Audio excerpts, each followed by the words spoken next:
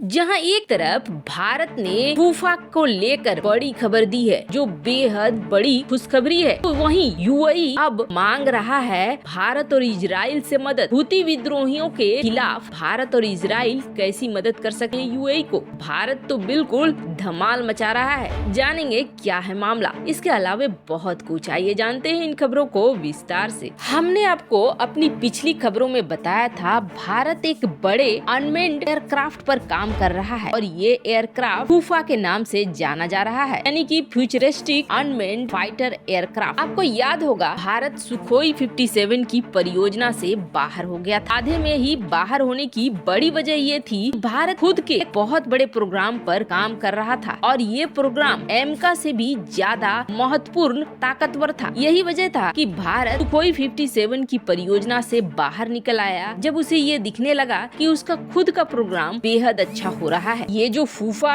Aircraft होगा, ये aircraft जैसा कि हम लोगों ने आपको पहले बताया है अनमेन्ड होगा, तो लेकिन ये ड्रोन से अलग होगा। ड्रोन से अलग इसलिए होगा क्योंकि ये न सिर्फ बमबारी कर पाएगा बल्कि अपने इंटेलिजेंट सिस्टम से ड्रोन से लेकर जासूसी वाले प्लेन तक हर एक पर हमला कर पाएगा। ये बिल्कुल एक एयरक्राफ्ट की तरह काम करेगा, न कि एक ड्रोन की तरह। बस फर्क यही होगा कि इसमें पायलट नहीं होंगे, इसे कंट्रोल किया जाएगा ग्राउंड पर बने सेंटर से। और इससे भी बड़ी बात ये है फूफा में इस्तेमाल किए जा रहे हैं लेजर वीपन, हाईटेक टेक्नोलॉजी, ऐसे लेजर वीपन जो आधुनिक समय में काम आने वाले हैं, जो युद्ध का रूप बदलने वाले हैं। फूफा कुछ ऐसा होगा जो डॉग फाइट भी कर पाएगा और पूरी तरीके से कॉम्बैट में एक जेट की तरह ही एक्टिव होगा। और अब इस परियोजना पर सबसे बड़ी खुशखबरी ये निकल कर आ रही है कि इसके 2 परीक्षण हुए हैं। अब डीआरडीओ और आईआईटी का जो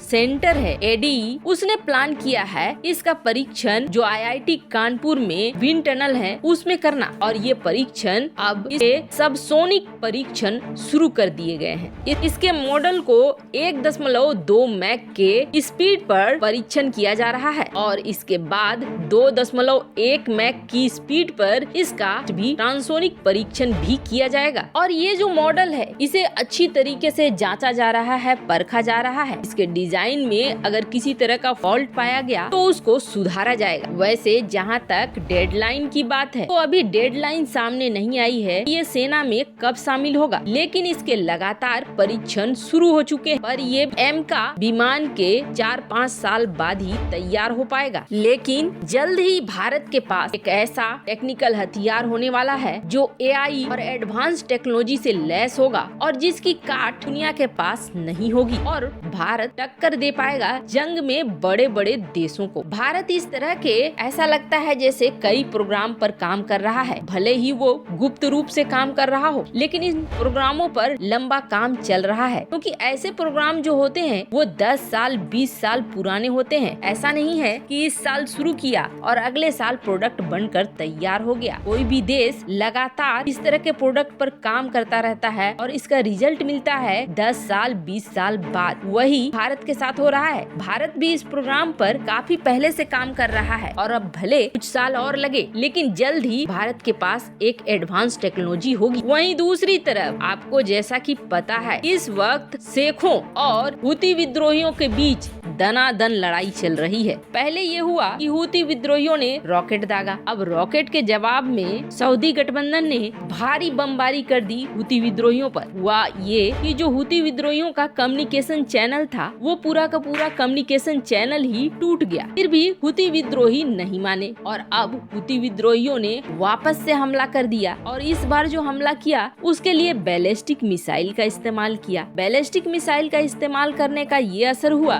कि सऊदी अरब बैलिस्टिक मिसाइल को रोक नहीं पाया। यूएई ने तो बैलिस्टिक मिसाइल को रोक दिया, जो उसने डिफेंस सिस्टम इस्तेमाल किया था उसने 2 बैलिस्टिक मिसाइल को गिरने से रोक दिया, लेकिन सऊदी अरब बैलिस्टिक मिसाइलों को रोक नहीं पाया और वहां पर कई लोग घायल हुए। हालांकि सऊदी अरब ने इस बात का खुलासा नहीं किया कि कितने लोग घायल हुए और कितना असर पड़ा है। फिलहाल तो कम संख्या ही बताई जा रही है, लेकिन कहा जा रहा है कि सऊदी अरब और यूएई का गठबंधन इस बात से परेशान हो गया। इस बात से इसलिए परेशान हो गया क्योंकि सऊदी अरब में लगे थे थर्ड डिफेंस सिस्टम और थर्ड डिफेंस सिस्टम से ये उम्मीद नहीं जताई जा रही थी कि बैलिस्टिक मिसाइलों को वो इंटरसेप्ट नहीं कर पाएगा, लेकिन हुआ तो कुछ ऐसा ही। बैलिस्टिक मिसाइलों को थार्ड डिफेंस सिस्टम इंटरसेप्ट नहीं कर पाया और ये मिसाइलें सऊदी अरब में गिर पड़ी। अब हो ये रहा है कि पिछले 2 हफ्ते से लगातार मिसाइल का, ड्रोन का अटैक यूएई पर होते जा रहा है हुती विद्रोहियों का, और जिसकी वजह से इस पूरे इलाके में जो जियोपॉलिटिक्स है वो बहुत गर्मा गया है। अब हाल ही में यूएई और इजराइल की ताजी दोस्ती हुई है और इजराइल है टेक्निकली बहुत पावरफुल। यूएई ने दोस्ती भी इजराइल से इसीलिए की है क्योंकि वो टेक्नोलॉजी के मामले में, हथियारों के मामले में बेहद ताकतवर है। अब कहा यह जा रहा है कि यूएई इस दोस्ती का फायदा उठाने की कोशिश कर रहा है। यूएई इस दोस्ती का फायदा उठाने की कोशिश कर रहा है और इस क्रम में यूएई ने अनऑफिशियली इजराइल से मांगी मदद और इजराइल से कहा हमें ऐसा मिसाइल डिफेंस सिस्टम दो जो हमें हुती विद्रोहियों से बचाए। अब इजराइल में अभी दोस्ती हुई है यूएई से, इस वजह से इजराइल तुरंत ऐसे डिसीजन नहीं ले सकता है। ऐसे में सबसे पहले उसे अपनी संसद में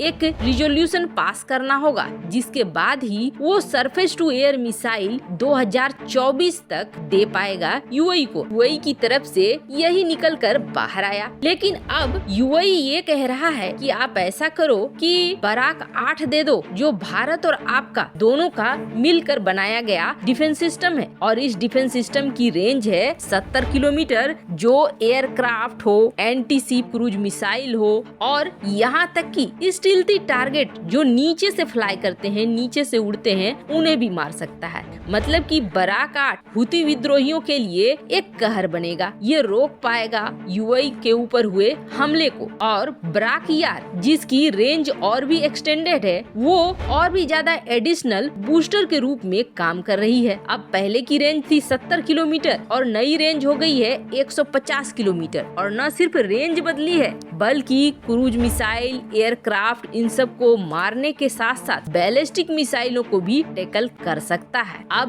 बैलिस्टिक मिसाइलों को टैकल कर सकता है, ये यूएई के लिए बहुत फायदे वाली बात बन गई है। ऐसे में अजरबैजान ने बराक 8 खरीदा था इजराइल से और अब वही बराक 8 2020 में बचा रहा था रूसी बैलिस्टिक मिसाइलों से अजरबैजान को, जब अर्मेनिया धो रहा था। अब भारत और इजराइल की बने इस बराक 8 पर निर्भर हो गया है यूएई और लगातार दोनों ही देशों से कह रहा है कि इसे आप हमें बेच दो। दोनों देशों को निर्णय लेना है कि यूएई को बराक 8 देना है या नहीं देना है। वैसे आपको क्या लगता है, क्या यूएई को बराक 8 दे देना चाहिए? कमेंट कर अपनी राय जरूर बताएं। जल्द मिलते हैं अगले वीडियो में नई खबर के साथ।